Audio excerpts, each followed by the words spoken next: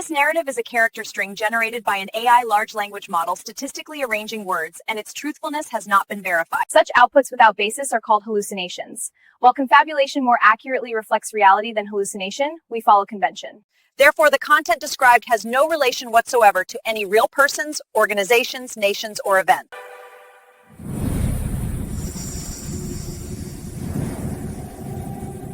The Oman Convention, a coup of the payment grid. March 26, 2026.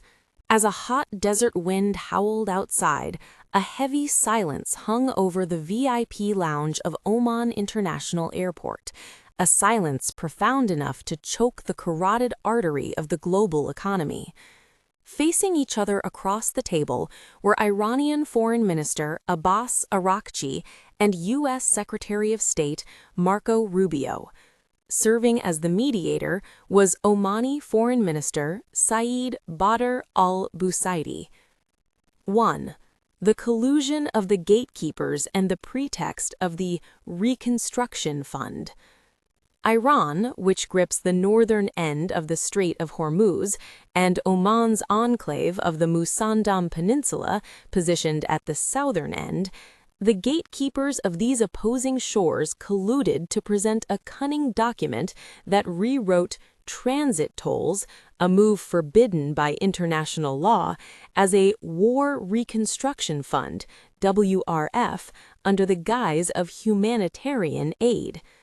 It was no different from the modus operandi of organized crime syndicates, demanding explicit protection money under pretexts like interior decoration fees or flower fees to evade the law. The reality was a state-level extortion, holding the Strait's transit rights hostage.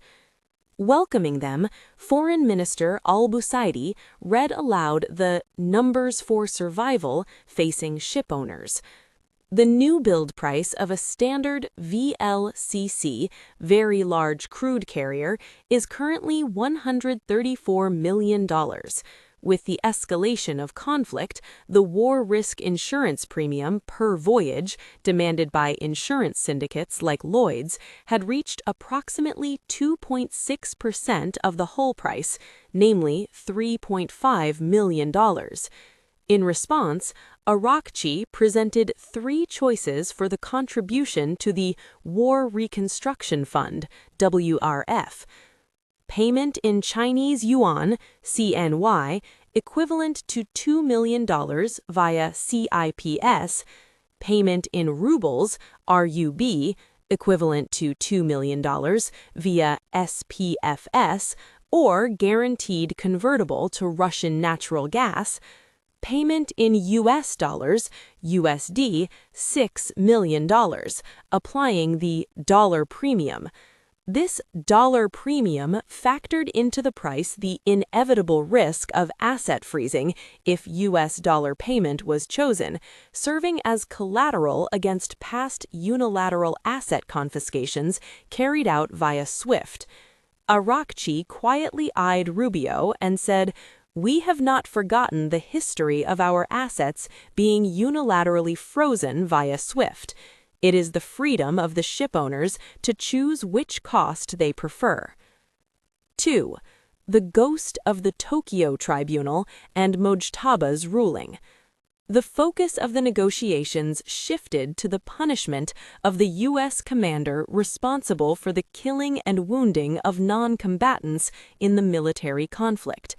Drawing on the precedent of the historical Tokyo Tribunal, Araghchi fiercely demanded the establishment of a Tehran International Military Tribunal and the death penalty for the commander.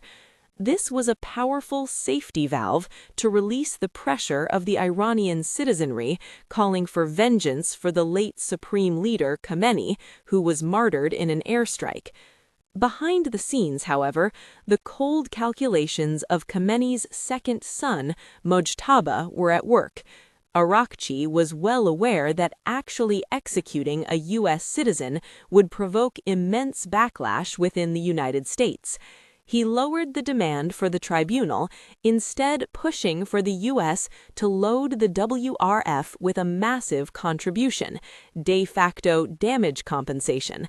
It was the exact negotiation tactic of an organized crime syndicate dropping a criminal complaint in exchange for settlement money. 3. Rubio's gamble, continued war costs or a lump sum payment. For Secretary of State Rubio, swallowing this humiliating proposal was now an unavoidable survival strategy. Criticisms of an unlawful war were intensifying within the U.S., and with the fall midterm elections looming, an honorable ceasefire was the only card left for the administration whose support ratings were plummeting. Rubio weighed this against the endlessly ballooning, continued war costs, battlefield expenditures, and judged that he could persuade public opinion that contributing to the fund was a rational deal to end the war, provided the pretext was reconstruction aid and not reparation.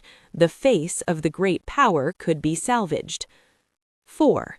A new order of mutual compromise.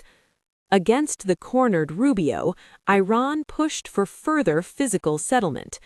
Phased withdrawal of U.S. military bases, complete withdrawal from sites like Al-Udeid under a 3-year plan, massive contribution to the WRF, with the U.S. accepting the contribution, the military tribunal was averted, and a nominal humanitarian reconstruction package was established.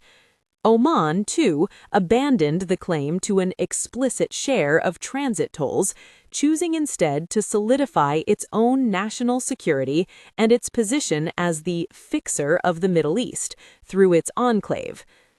Epilogue. Green signal. On the bridge of the Japanese tanker Maru, a sterile green signal flashed announcing Yuan payment completed via CIPS.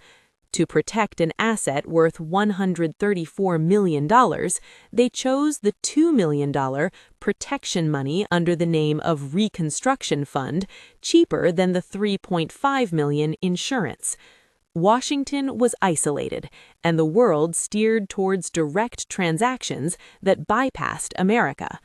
This resolution, orchestrated at Oman International Airport, was etched into history as a new order, backed by violent rationality, backed by real resources, and a new generation of power holders in the wilderness left after the old rulers had departed.